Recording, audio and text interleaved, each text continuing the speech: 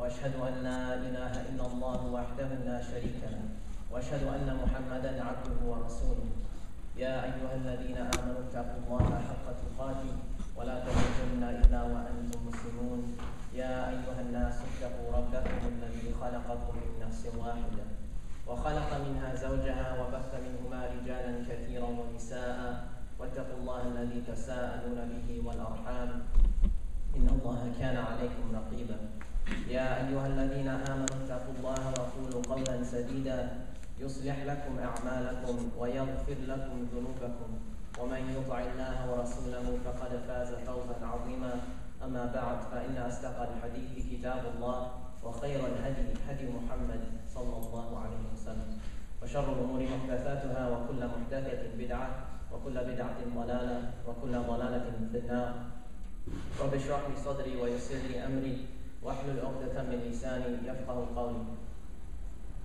Brothers and sisters, in Surah Hadid, the chapter entitled Iron, Allah subhanahu wa ta'ala goes on to say, اعلموا أنما الحياة الدنيا إلا لعب اعلموا أنما الحياة الدنيا لعب ولهو. That bear in mind that the life that we're living here, this time that we have here, is nothing but a diversion, a game, wazina, and it's an attraction. It's an attraction, and it's a cause of boasting and bragging amongst you. And it's a competition or a rivalry in wealth and in children. And he goes on to say that the life that we're living here is kind of like plants that spring up after the rain. You know, originally they give the people who plant them a lot of joy and happiness to see their growth, but then they start to wither up and die and become yellow, and then they become stubble. And Allah subhanahu wa ta'ala says at the end of the verse, وَفِي الْآخِرَةِ عَذَابٌ شَدِيدٌ. And there's a terrible punishment in the afterlife, وَمَغْفِرَةٌ مِّنَ اللَّهِ. But there's also forgiveness from your Lord, وَرِضْوَانٌ, and acceptance, approval, validation, satisfaction from Allah subhanahu wa ta'ala. And at the end of the verse he says, وَمَا الْحَيَاةُ الدُّنْيَا إِلَّا مَتَاعُ الْغُرُورِ.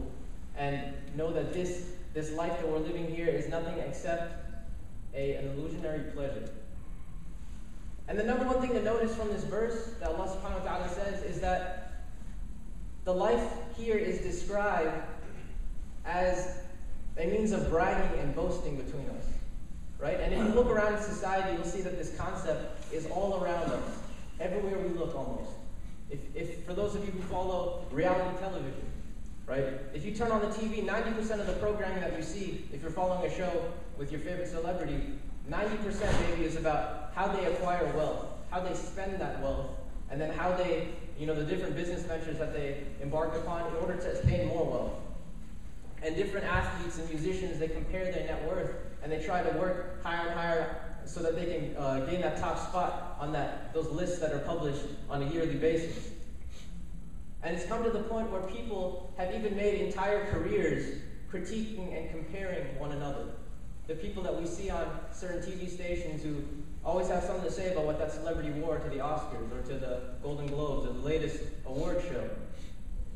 And you see that this concept, this showing one another, the best of you, is also furthered on social media. Something that was created for us in order to get closer to one another is actually drifting us apart. For those of you who know of the concept of Facebook depression, you may have heard of it. But it's this idea that a lot of times now our generation spends a lot of time online. And we see pictures with our friends, maybe with celebrities, or having expensive vacations, or doing exciting things. And we see this collection of media in front of us, and we see it, and we don't realize that it's only a highlight reel. It doesn't include the low moments in another person's life. It doesn't include, the times when things are tough and when they're depressed. And we compare this highlight reel to our own lives, and we ask ourselves, why is what I'm going through so mediocre? Why is it so average, so boring compared to what my friends are experiencing? And if we look at this a little bit further, we see that it's kind of reminiscent of the mentality that we once had in high school. For those of you all who went to public high school, especially in this country, I mean, I'm sure it's similar in other countries as well, but you know that the social scene in high school is made up of different groups, right? You have jocks and cheerleaders, and you have the band people and the theater people and those kids who just like to climb trees after school or something. And you have all of these different groups, and it becomes your number one priority for some reason, and media kind of pushes this forward a little bit with movies like Superbad and like that entire genre of movies, but it becomes your entire focus in your time in high school to become part of that in crowd, to become popular, to be well liked by everyone else. And so you start to change your behavior, and you start to change maybe who you hang out with, your likes and dislikes, so that you can fit into one of these groups. And this immature mentality, this always being concerned with what others think of you, trying to win the validation of other people, something that was supposed to be dealt with when we were younger, or something that's supposed to be grown out of in this time that we're in right now, in college and the years after, has actually become a societal norm. But you know, somebody might ask, why is it such a big deal for us to care about what people think of us? You know, because, I mean, in some respects, it's even a good thing, especially when you consider our dealings with people. If another person thinks I'm trustworthy or I have good character, that's a good thing, right? The problem is that it's been taken to such an extent that we search for our own validation in the praise of other people. And we start to value ourselves based on what others think of us. And that three things happen when that occurs within us. Number one, we never actually satisfy other people. Because people are such that they've been created that you can never satisfy a person because they're always wanting more. That's why when you get that starting salary, inshallah, after we graduate, you buy that nice new car, 6 months after, you're not satisfied. You want another upgrade. And we notice that people are never going to be satisfied, and that brings us to the second point, is that you never become content with yourself when you search for the validation of other people. Because if you are constantly judging yourself against what other people's definition of success is, or what other people's definition of perfect is, that always changes, because perfection in this life is relative. And so you're never actually measuring up. And third and finally, in this process of trying to win the praise of others, you become disobedient to Allah subhanahu wa ta'ala. Because a lot of times, the two are conflicting. And this brings me to the topic of my khutbah today, brothers and sisters, this idea of self-esteem. How do we see ourselves, and how does that impact how others see us? So number one, if we look at that verse that we recited in the beginning, in Surah Hadid, Allah subhanahu wa ta'ala says that pleasure and acceptance and satisfaction come from Allah in the akhirah, for those who have obeyed Him and who have obeyed His commands. So we learn that number one, pleasure and satisfaction, this thing that we've been searching for our entire lives from other people, that validation, that acceptance that we want, is guaranteed for us if we obey Allah subhanahu wa ta'ala in this life, is guaranteed for us in the akhirah. And in order to gain that pleasure of Allah subhanahu wa ta'ala, it's necessary to reflect upon Him and to understand who He is. There's a story that Shaykh Yasir Fazala shares in which he talks about two scholars. And this was in the time of, there was one tyrant Khalifa in our history. And he shares a story about two scholars. The first scholar tells the second scholar that they've been called in front of this Khalifa, this tyrant. And usually when you're called in front of the Khalifa, it means that something's wrong, that you did something bad, and most likely something bad is going to happen to you. So the first scholar turns to the second. He says, you know, we're not in a good situation right now, so what we're going to do is basically just nod and smile and agree with everything he says, whatever the tyrant says, so that we can get out of there safe. And so he asks him, he says, do we have a deal? And the second scholar says, yes, we can do that. So they start walking to the meeting with the tyrant. And upon this journey, the second scholar starts contemplating and thinking about the majesty of Allah subhanahu wa ta'ala. Thinking about names like Al-Ali, the Most High, the Supreme, above everything. Al-Khaliq, the Creator of all of the creation around us. Right? As-Salam, the source of peace, of tranquility, the source of security. And he starts thinking about these different attributes of Allah subhanahu wa ta'ala and putting things in perspective, and then he sees the tyrant in front of him. And all of the fear that he had for that man dissolves. And he lets loose. So he says everything he wants to say. He said, you've been a horrible tyrant, you've been oppressing the people, you haven't been upholding your responsibilities over people. And the first scholar is looking at the second in complete shock, wondering what he's doing, and thinking that he's just going to get us killed. And surprisingly, the tyrant allows them both to leave, stays quiet the entire time, and lets them go safely. And on the way back, the first scholar turns to the second and asks him, what is wrong with you? Like, why I thought we had a deal before. Why did you choose to say all those things? And he said, the second scholar responds by saying, I was reflecting upon the majesty of Allah subhanahu wa ta'ala and the power that He has over His creation. So when I saw the tyrant, all of my fear melted away, and I chose only to tell the truth. So we see that this was a man who was liberated by his knowledge of Allah subhanahu wa ta'ala. So no other person, no other creation could imprison him. Another example is the story of Al-A'mash. Al-A'mash is a scholar from our past, and his name means the bleary-eyed, somebody who can't really see well. And he was known to be somebody who was blunt whenever he said something.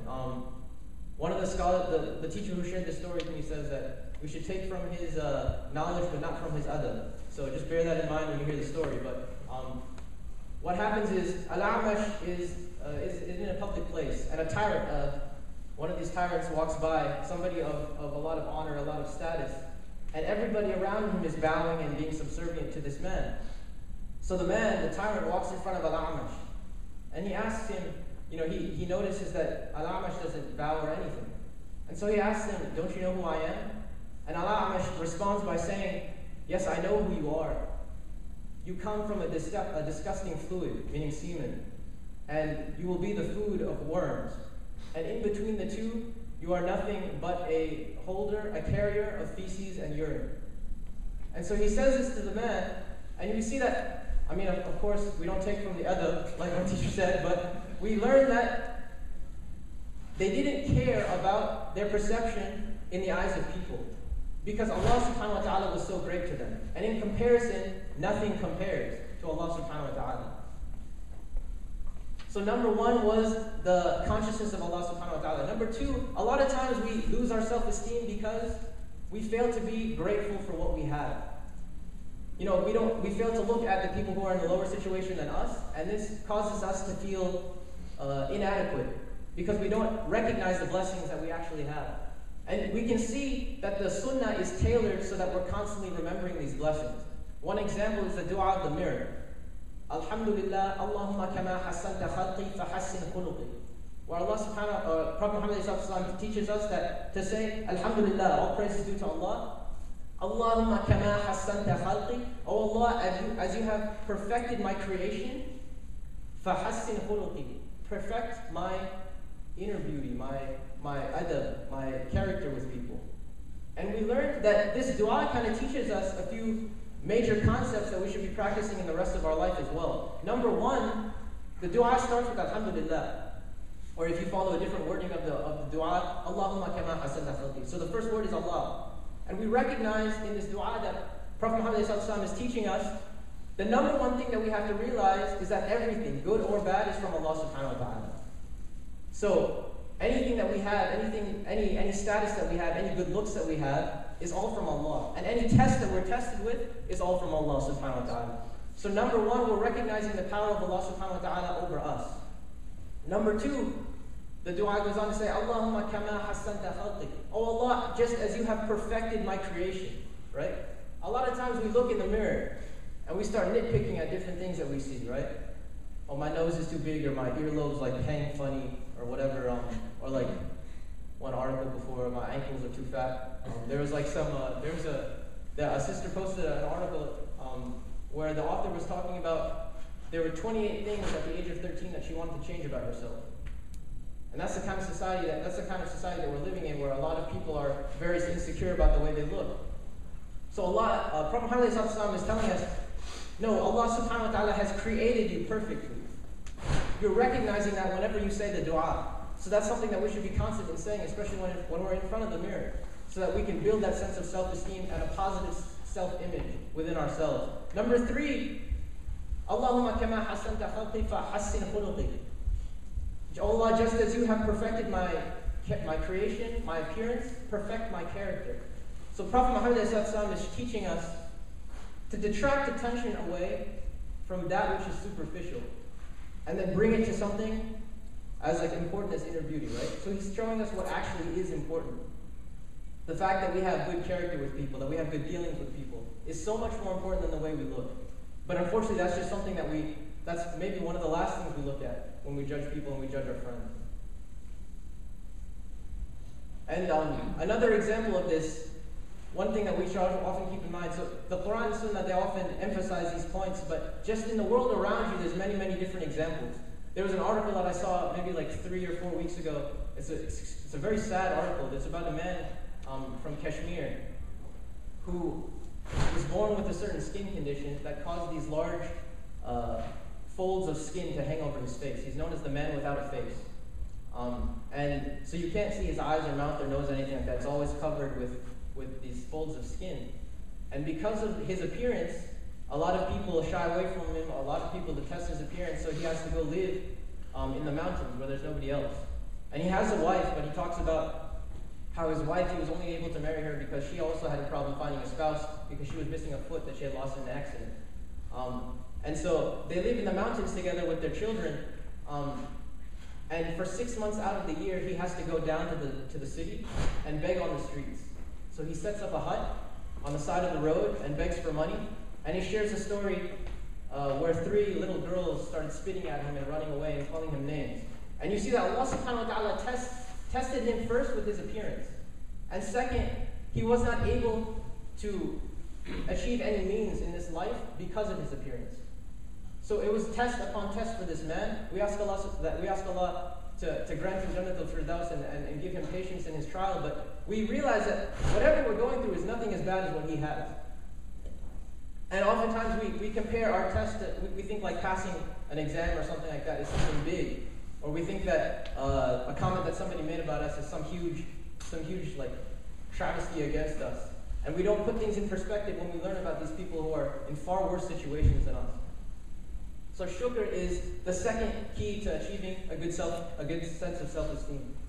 Number 3, the final thing, is having a sense of purpose. So number 1, we said reflecting on who Allah subhanahu wa ta'ala is. Number 2 is you're being grateful to Allah subhanahu wa ta'ala for all the blessings that He's given you. So the next logical thing is to worship Allah subhanahu wa ta'ala, to thank Him for those things that He's given you. And brothers and sisters, this is the third thing, the sense of purpose that gives us direction and focus in our life. Cornel West came 2 weeks ago, and he was talking about how in order to be a productive member of society, you have to have a sense of purpose. You have to have a direction. You have to ascribe to something that's better or bigger than you.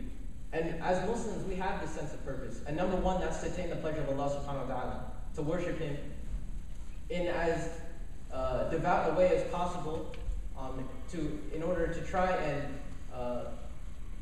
we can never pay Allah subhanahu wa ta'ala back for all the blessings He's given us, but to try hard enough so that we can actually be dutiful servants to Him. So number 3 is that sense of purpose, but it's not just restricted to Quran and fasting and prayer.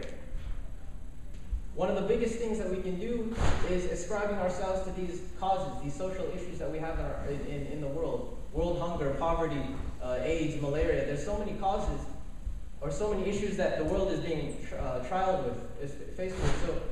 So as Muslims, because we have this sense of purpose and it's an act of ibadah for us, we have to be the forerunners in all of these areas because of that.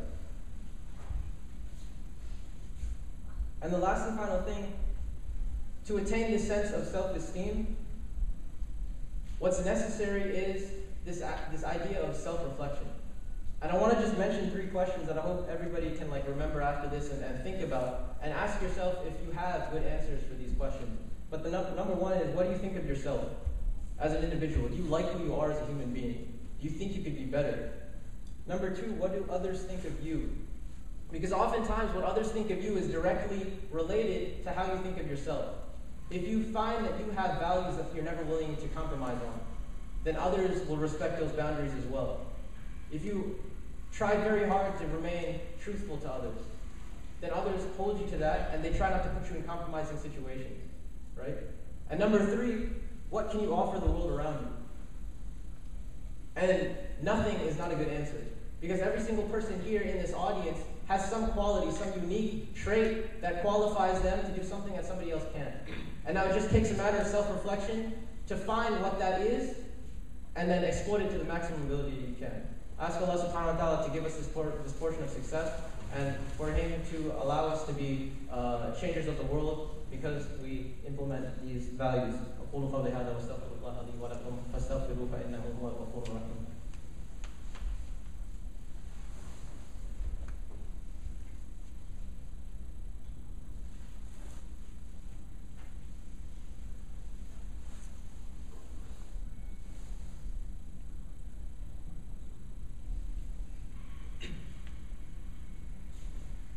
بسم الله الرحمن الرحيم الحمد لله رب العالمين والصلاة والسلام على سيدنا محمد وعلى آله وصحبه وسلم. Brothers and sisters, Ibn Ata'illah al-Secondary, he has a very, it's a beautiful quote, and I wanted to read it for you guys. It's a translation from Dr. Sherman Jackson. And he says, Ibn Ata'illah, people praise you for what they think of you. You, however, should rebuke yourself for what you know of you. Indeed, the most ignorant people are those who ignore what they know with certainty in exchange for what the people merely think.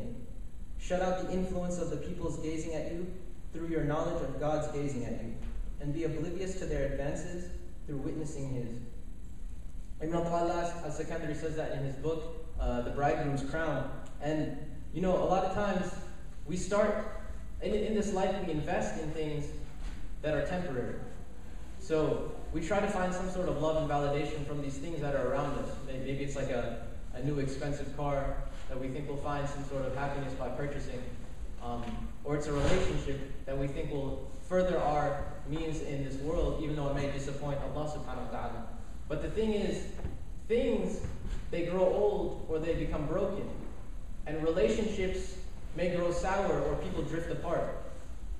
And it's in times like this that we're supposed to turn to Allah subhanahu wa ta'ala, the one who is the source of all love, and the one who is permanent, who never dies. You know, because sometimes we sin, and we get stuck in this sort of cycle, and we feel humiliated and dejected after we commit a sin, right? And we look back on a history of sin after we've committed something so many times, and we start to become hopeless, because we've seen the same thing staining our record so many times. And we ask ourselves, why haven't we been able to overcome it? And the problem is not that you were not strong enough to overcome the sin. The problem is that you were investing your confidence in your own abilities instead of putting trust in Allah subhanahu wa ta'ala. Because when we start to contemplate on who Allah subhanahu wa ta'ala is, we realize that Allah subhanahu wa ta'ala wants the best for His slaves. And Allah wants that we would see His face in Jannat al-Firdaus. And so when we understand that He wants the best for us, we realize that these trials that we're facing in this life are not a product of a vengeful or angry God. No, subhanAllah. But they're tests that Allah subhanahu wa ta'ala has given us because He understands that we will pass them. So Allah subhanahu wa ta'ala Himself, in all of His might and His glory and His majesty, He has very, very high expectations for each of us. And when we start to realize that He has expectations that He believes we can all fulfill, we start to realize that maybe we can fulfill them as well. And we work in this cycle, and we continue to focus ourselves with what Allah subhanahu wa ta'ala expects of us. And we become distracted away from what the people expect of us. Until we become these people that Ibn Ata'illah al-Secondary speaks about in his quote, those people who have been attracted by the gaze of Allah subhanahu wa ta'ala and are now not concerned with the gaze of the other people. And we continue on this cycle until we realize towards the end of our life sometime that we look back and we're completely independent of all the creation around us, and we're completely independent of anything that they might say, because we are completely dependent on Allah subhanahu wa ta'ala. And it's in that moment that we find that love and that validation that we were searching for, that success that everybody says that we need, and that peace that puts us at rest. Ask Allah subhanahu wa ta'ala to give us that peace and that love and that security. ربنا آتنا في الدنيا حسنة وفي الآخرة حسنة وقنا عذاب النار اللهم نقنا من الذنوب والخطايا التي تكبس الدعاء ونقنا من الذنوب والخطايا التي تنزل البلاء. عباد الله، إن الله يأمركم بالعدل والإحسان وإيتاء ذي القربى وينهى عن الفحشاء والمنكر والبغي يعظكم لعلكم تذكرون.